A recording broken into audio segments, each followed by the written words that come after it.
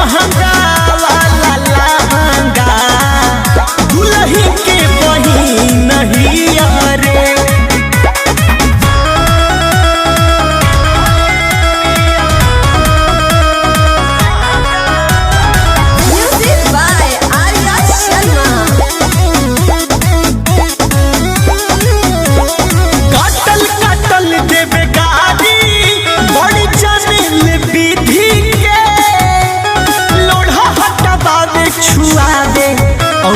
अपना दीदी के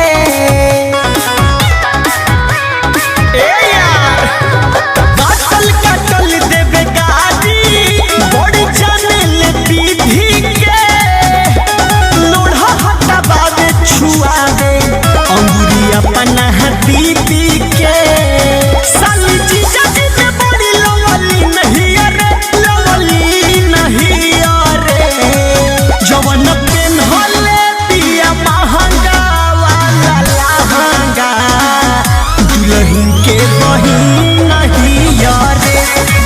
जवन पेन होले पिया महंगा वाला लहंगा दुल्हन के बहिन हिया रे।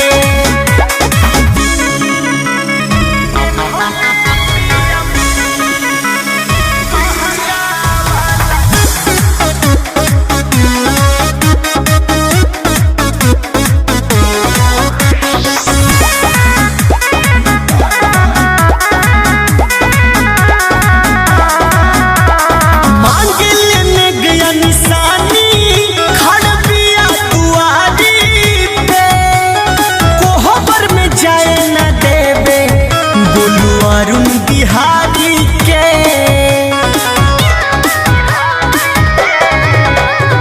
मांग लेने गया निशानी खड़ा पिया दुआरी पे कोहबर में जाए न देवे बोलू अरुण बिहारी के पहले बिया खलाली सवखीन हिया रे सवखीन हिया रे।